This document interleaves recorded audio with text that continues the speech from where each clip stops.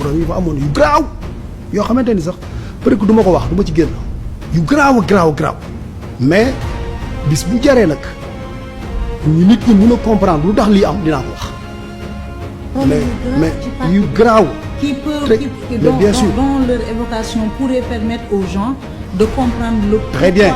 Absolument. De ces accusations. Absolument yu garaaw non mais mënuma ko wax parce que man républicain la dama am obligation de réserve su ma demee nag ba ñu contraindre ma ne ma lii yaa ko def ma expliquer leen nag lu tax ñu ne lii man maa ko def su boobaa dinaa ko génne mais mënu woon nekk responsable xam ay secret d'état am ay situation yoo garaaw yoo gérer ay tensions notamment au niveau du parquet de Dakar au niveau du tribunal de Dakar au niveau de la justice ay problèmes yu garaaw yoo xam ne yaa ko gérer am na ci ay secret te ku nekk bribe nga ci xam man rek maa xam lépp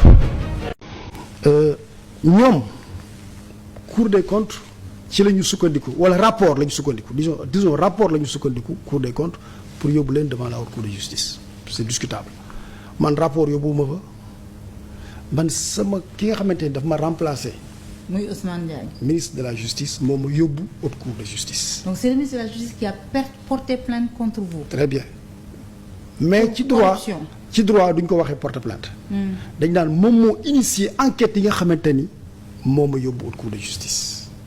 loolu moo tax ma ne moo tax ma ne bett na ma ndaxte yaakaaruma woon ne bokk naa ci affaire yi bett na ma parce que xamoon naa ay dossiers yoo xamante ni foofu mi ngi ciy def ay saytu mi ngi ciy def ay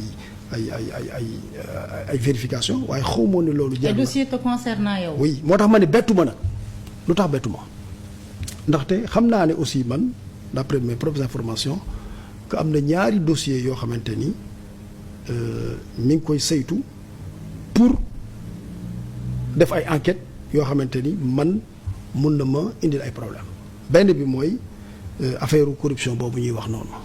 beneen dinaa ci ñëw après. beneen bi mooy affaire bracelet électronique yi xam naa ne à la DIC am na benn dossier sur cette affaire de corruption bi ñuy wax à la DIC mais piloté par le parquet d'instance ak beneen dossier boo xamante ni c'est piloté par le PGF buy affaire bracelet électronique loolu xam naa ko yëg naa ko mais pour man amuloon problème parce que loolu du dara ay dossiers yu ñàkk fay daal amul benn solo. on va y revenir. Voilà léegi. nañ ñëw ci dossier bi corruption bi ñuy wax ci presse bi. dossier de corruption. bi ñuy wax ci presse bi waaw. mais moom ma wax ko rek ndànk rek dossier boobu lan la dama ñëw ministère de la justice ma indi li ñuy woowe les bracelets électroniques ma dem ba xalaat ko ba lépp pare après ma dem mon collègue Malick Sall ñëw signé ko defar ko lépp bi ma ñëwaatee man tamit ma reprendre projet bi lancer bracelet électronique yi def def benn circulaire naa ci ñëwaat bracelet électronique pour ñu mun koo doxal waaye ma ne non il faut ñu am centre de surveillance électronique. des bracelets électroniques parce que dafa am benn centre bu ñu abal fële bu ñu loué fële ñuy fay presque ay 50 millions par mois ma ne non.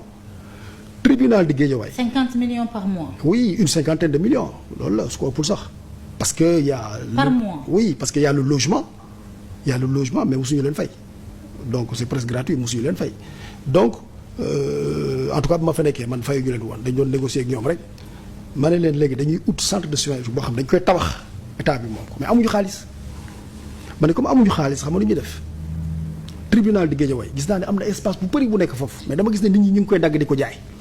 lu bari dañ koo dagg jaay ko dégg naa sax keroog gouvernement bi chef de gouvernement bi di wax ne annulé nañu fa xaw ma 2 hectares xaw ma 2,8 hectares ma ne balaa ñoo ko morcelé di ko jaay ñun dañ fa tabax un centre de surveillance électronique et un centre pour le casier judiciaire taqale ko ak tribunal bi amuñu xaalis ma ne amuñu xaalis léegi lu ñuy def man leen foofu am na 8000 mètres carrés yu fa des man leen dañuy jël ut benn parking boo xamante ni foofu oto yi fa la ñuy gaaree aménager benn espace bu ndaw jël 1000 et quelques mètres carrés def fa centre de surveillance électronique bi léegi ki ñu koy tabaxal dañ koy defal li ñuy wax en droit dation en paiement. comme le montage qu'on a fait avec le monument. le monument ak yeneen yu bari. le monument de la Renaissance. exact yu bari ma ne ko foofu ñaata la samay service ne ma 8000 mètres carrés moo fa des suñu génnee parking bi génne commodité yi génne yëpp des na 1000 mètres carrés yoo xamante ni presque soxlawuñu ko wala mën nañ ci def leneen man leen très bien. léegi 8000 mètres carrés yooyu da ngeen may utal benn opérateur man leen amuñu xaalis donc te dañu yàkkamti matul ngeen fii def ay appel d'offre ma ne ko appel d'offre su leen amee xaalis la mais fii amuñu xaalis kenn mooy ñëw financer ko boppam pare ñu jox ko fay boppam ci terrain man leen foofu terrain bi ñaata la ñu ne ma terrain bi foofu 100 000 francs la man leen bon donc am nañ fa 800 millions ñun ma waaw ma ne très bien léegi da ngeen di jël 600 millions yi ñu tabax ko 500 et quelques millions à peu près un peu moins de 600 millions ñu tabax ko centre de surveillance électronique bi.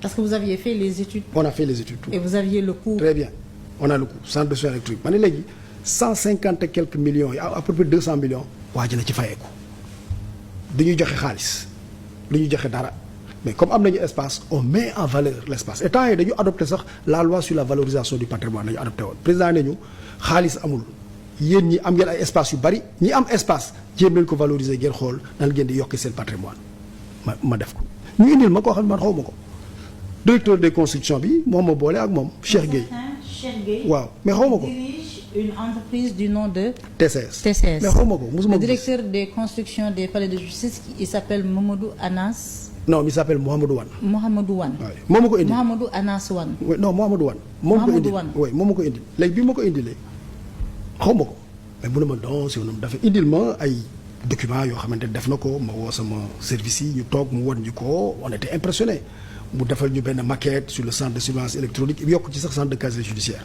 ma ne gars yi waajaa ngi de ci moom mun nañ ko jël quoi et puis on l'a pris ñu jël ko. explique ko affaire waaw explique ko affaire bu ñu d'accord na. directeur des constructions parce que moi je suis pas un technicien loolu intéressé wu ma dama ko doon def nii di suivre de loin directeur des constructions bi nag ba ma ñëwee aussi dama gis mu nekk ingénieur mu nekk jeune ma am confiance yi moom totalement yu bëri sax daf ko doon def du ma vérifier d'ailleurs après laa gis ne y a des problèmes moo tax am na sax yoo xam ne dama ko rectifier balaa may dem après je lui ai fait confiance ba jox ko mu ne ma kii il est bien ma ne ko suivre le travail pare ñu signé donc benn protocole d'accord signé protocole d'accord bi et cetera. bon ma toog bi ci yàgg gis ne def na ay 3-4 mois dara amul et puis à la direction des domaines ñu woo ma ne ma yéen waajoo yu ngeen war leen tabaxal seen centre de surveillance électronique boobu affaire bi déposé na ko ci banque yi de amul ay moyens de kooku amul xaalis de. dafa dem jël terrain bi gagé ko. gagé ko ça c'est ça prendre de l'argent dans les banques. ça peut être prouvé loolu moom suñu demee suñu weer ba ñu waree dem ci yoon dinañ ko prouvé bu dem gagé ko. ma woo ko ne ko mais man dama am déception man dafa foogoon yow da nga am ay moyens et cetera war ñu jàppale man bëggoon naa la sax dénkaat yeneen réhabilitation fii les centres les CPS pour l'enfant joxaat la yeneen pour nga jàppale ñu liggéey bi gaaw mais gis naa ne amuloon capacité yi ma wax ko mu ne ma oui c'est-à-dire que ma ne ko non xam nga la ñuy def man bëgguma problème comme gis naa ne affaire bi du mun dem ak yi ma la waroon dégg yëpp dañ koy annuler léegi on reste de bons amis on garde nos rapports ma ne ko mais affaire bi dañ koy annuler j'ai annulé tout bonnement et simplement parce que bëgguma woon problème xam nga lii laa xamoon ma annulé ko yow ma ci annulé de annulé saisir ministère des finances direction des domaines ne leen annulé leen bail bi. et vous avez tous les actes. on a annulé les bails on a les actes loolu moom yomb na annulation bi def nañ ko ma saisir Mamadou Gueye le directeur de ñu annulé bail bi ma jëlaat kayit yi mais juste rek ñu ne ma da war dem ministre des affaires étrangères su ma fa nekkoon loolu li am du am de mais après sama sœur Aïssata Tall Sall moom ñëw bi mu ñëwee nag. ma ne ko ma sœur man fii j'ai un problème quoi bi ñu defee passation bi ma ne ko j'ai un seul problème ma ne ko problème bi ma am mooy dafa am benn waay boo xamante ne dañ ko joxoon fii pour mu construire le centre de surveillance électronique à l'intérieur du tribunal mais il y a eu des problèmes j'ai annulé xam naa ne nag su ma demee te yow suivre ko dinañ ko reconstituer waat dinañ ko reprendre waat. nga fi xanaa moom dafa am. ñu ne dañuy jeter Macky Sall suñu demoon ba ne léegi d'accord nañu léegi luñ koy condamné peine kenn du ko inventé de. peine dañ koy prévoir le principe de la légalité des délits et des peines peine bi da nga koy prévoir mais peine amul définir ñu infraction bi nga bëgg ko juger boole ci bi ma gisee résolution bi dama lire résolution bi waaw bu Guy Marius Sagna son acte d'accusation oui l'honorable Guy Marius Sagna quand j'ai lu sa résolution député la am na droit def jël initiative bi ma gisee résolution bi yëpp j'ai vu que mi ngi viser ay actes de gestion financière mais président amul responsabilité en matière de gestion financière Sénégal président de la République bu njëkk ba avant les textes de l'UEMOA président moo nekkoon l'ordonnateur du budget. avant 2002. avant 2001 2002 oui le président était l'ordonnateur du budget premier ministre nekk ordonnateur ministre des finances nekk ordonnateur délégué. du budget avant l'entrée en vigueur des lois communautaires. boobu président de la République c'était l'ordonnateur du budget Le ministre des Finances est l'ordonnateur délégué du budget. En matière de responsabilité financière, on aurait pu envisager une responsabilité financière ou gestionnaire du président. Mais depuis l'entrée en vigueur des textes de l'UEMOA, le président n'est plus ordonnateur du budget. Sénégal, l'ordonnateur du budget, c'est le ministre de l'économie et des finances. S'il y en a. S'il n'y en a pas, c'est le ministre des Finances et du budget. Et donc, quel nous accuser Macky Sall pour des fautes de gestion. Dans la mesure où depuis l'entrée en vigueur des lois communautaires en 2002, le président de la République n'est plus ordonnateur. Un, il n'est plus ordonnateur du budget. Deux, l'ordonnateur du budget, c'est le ministre de l'économie et des finances ou le ministre des Finances et du budget. Mais troisièmement, dafa am sax beneen évolution bu amaat avec les budgets programmes. Chaque ministre est devenu ordonnateur de son budget. Donc chaque ministre assume sa responsabilité gestionnaire. Le président n'a aucune responsabilité gestionnaire. Donc munoo les finances publiques yi problème bii mu am président bi non le président ne signe rien, il n'est pas ordonnateur. Donc au vu de tout ce que vous avez... Et donc il est régi par le principe de l'irresponsabilité pénale. L'irresponsabilité pénale. Et il n'est responsable qu'en cas de haute trahison non définie par la Constitution, non définie par la loi organique. À partir de ce moment, ce qu'il faut, c'est dire bon, et puis l'histoire de haute trahison, c'est un peu dépassé. Pétain et Laval ont été condamnés pour haute trahison. Sous la Troisième République, on a inventé la notion de haute trahison. Mais aujourd'hui, c'est depuis l'avènement de la Cinquième République en France, c'est abandonné. Oui, exact. Oui. Bon, c'est vrai qu'ils l'ont abandonné quand même dans la réforme de 2004-2005.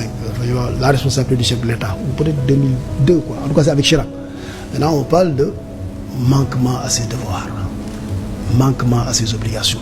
Mais la notion de haute trahison, c'est quand les nations se faisaient la guerre, il y avait des possibilités d'intelligence avec l'ennemi pour mettre en cause les intérêts supérieurs de l'État. C'est dépassé.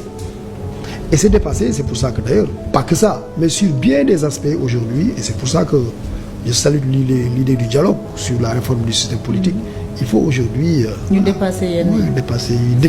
définir la haute trahison, lui donner un contenu au moins pour que tout le monde, pour que nul n'en ignore, ou alors, voilà, le qualifier autrement. Le 28 mai,